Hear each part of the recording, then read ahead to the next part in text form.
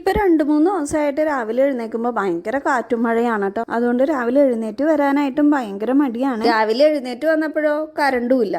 ഞാനാണെങ്കിൽ ഇന്നലെ രാത്രി അരിയും ചെറുപയറും കൂടി കുതിർത്തി വെച്ചിട്ടുണ്ടായിരുന്നേ. ഇന്ന് ചെറുപയർ ദോശ ഉണ്ടാക്കാന്ന് പറഞ്ഞിട്ട് കറണ്ട് വന്നതിന് ശേഷം ഒരു മിക്സിയുടെ ജാറയിൽ അരിയും ചെറുപയറും വാരിയിട്ട് അതിലേക്ക് ഒരു പച്ചമുളകും 2 വെളുത്തുള്ളിയും കുറച്ച് മല്ലിയിലയും കൂടി ഇട്ട് നല്ല പോലെ ഞാനൊന്ന് അടിച്ചെടുത്തട്ടെ. ആവശ്യത്തിനുള്ള ഉപ്പും വെള്ളവും കൂടി ചേർത്ത് ദോശമാവിന്റെ പരുവത്തിലാണ് കേട്ടോ ഞാൻ അരിയും ചെറുപയറും കൂടി അടിച്ചെടുത്തിരിക്കുന്നത്. പുറത്ത് നല്ല കാറ്റും മഴയുണ്ട് കേട്ടോ. ഇനി അടുത്ത കറണ്ട് പോകുമ്പോഴേക്കും ദോശയ്ക്കുള്ള ചട്നിയും കൂടി അടിച്ചു വെക്കാന്ന് കരുതിയേ. ദോശമാവ് ഒരു പാത്രത്തിലേക്ക് പകർത്തി അത് നല്ല പോലെ ഒന്ന് ഇളക്കി മാറ്റി വെച്ചതിന് ശേഷം ഞാനൊരു ജാറില് കുറച്ച് തേങ്ങ കൊത്തി അരിഞ്ഞതും ഒരു കഷ്ണം ഇഞ്ചി 3-4 ചെറുള്ളി ഒരു പച്ചമുളക് കുറച്ച് ജീരകം കുറച്ച് തൈരും ഉപ്പും കൂടി ഇട്ട് നല്ല പോലെ ഒന്ന് അടിച്ചെടുക്കാണ് കേട്ടാ. തേങ്ങ ചിരവി എടുക്കാൻ നിന്നാല് കറണ്ട് പോയാലോ എന്ന് വിചാരിച്ചിട്ടാണ് കേട്ടാ തേങ്ങ ഞാൻ കൊത്തി അരിഞ്ഞെടുത്തത്. അല്ലെങ്കിലും തേങ്ങ ചിരവാനായിട്ട് എനിക്ക് പൊതുവെ മടിയാണ് കേട്ടാ.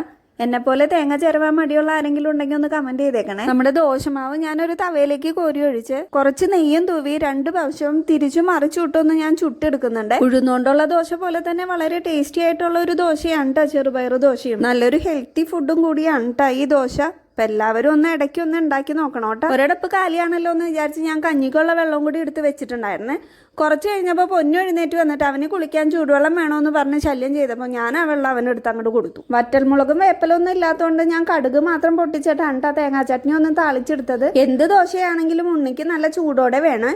അതുകൊണ്ട് അവനുള്ള ദോശയും ചട്നിയും ചമ്മന്തിപ്പൊടിയും ഞാൻ എടുത്തു കൊടുക്കുന്നുണ്ട് കേട്ടോ. ഈ ചമ്മന്തിപ്പൊടി ഞാൻ ലുലുന്ന് മേടിച്ചതാണ് കേട്ടോ. അപ്പൊ ഞങ്ങള് ബ്രേക്ക്ഫാസ്റ്റ് ഇവിടെ റെഡി ആയി കഴിഞ്ഞു. ഇനി ഞങ്ങൾ പോയി കഴിക്കട്ടെ കേട്ടോ. Okay, bye bye.